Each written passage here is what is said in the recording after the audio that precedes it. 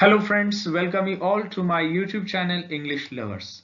Friends, today we are learning the poem Next Please by the poet Philip Larkin. Friends, this poem Next Please is about human expectations and how man cannot live in present, how it's very futile, it's in vain, it's of no use to think about future. Man always waits for the future. Man always thinks about the past, but man never lives in the present.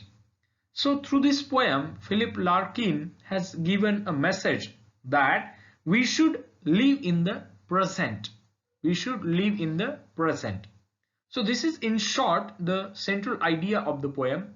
Now we will see few multiple choice questions based on the poem.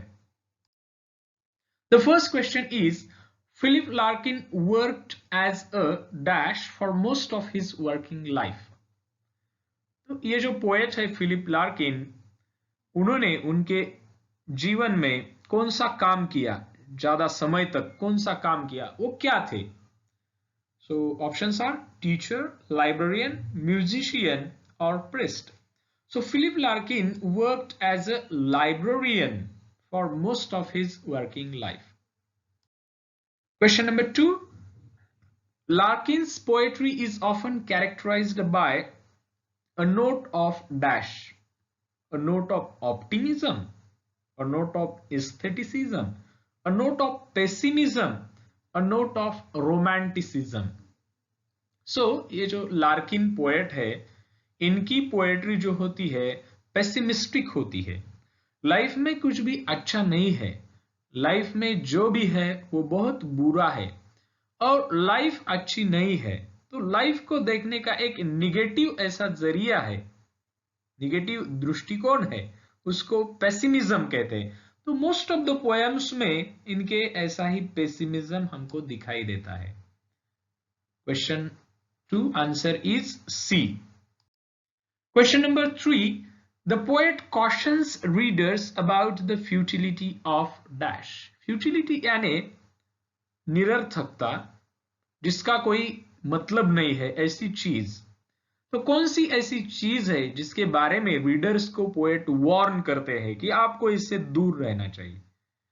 So options are waiting for golden future, wars, promises, money. किससे दूर रहना चाहिए poet warn करते हैं? So according to Philip Larkin, we should not think about future, we should not wait for a golden future. So option A is correct.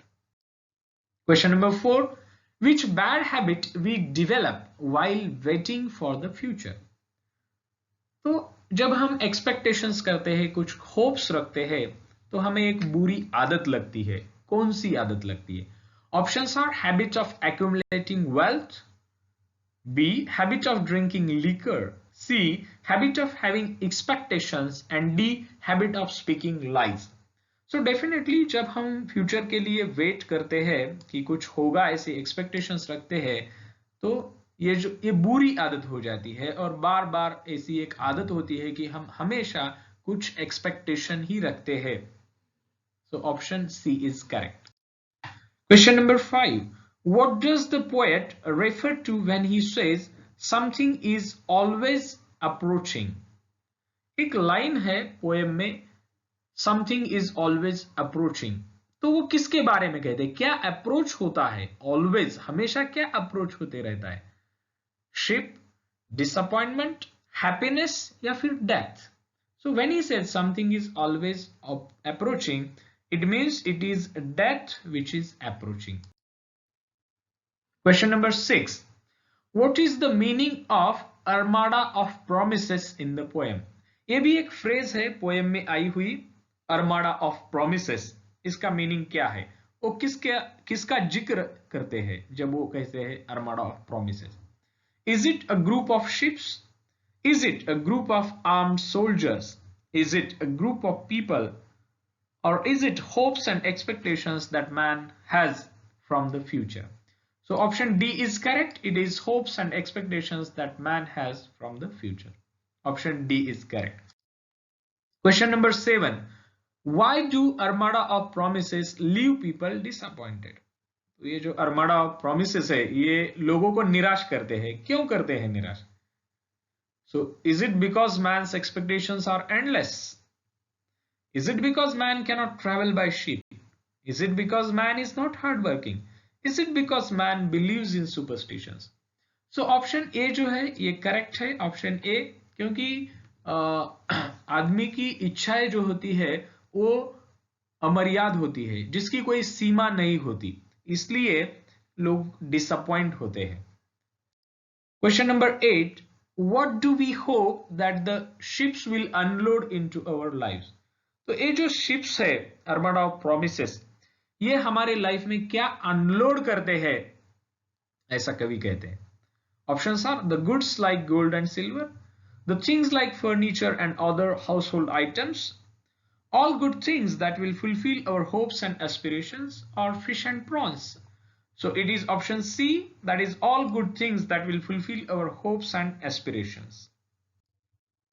Question number 9.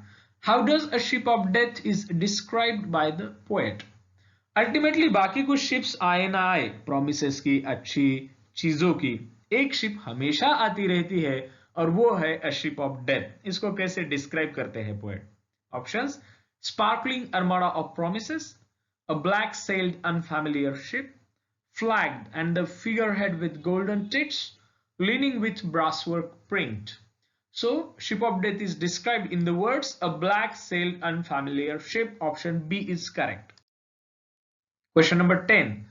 What does the phrase a huge and birdless silence mean? Again there is a phrase a huge and birdless silence. इसका meaning क्या है?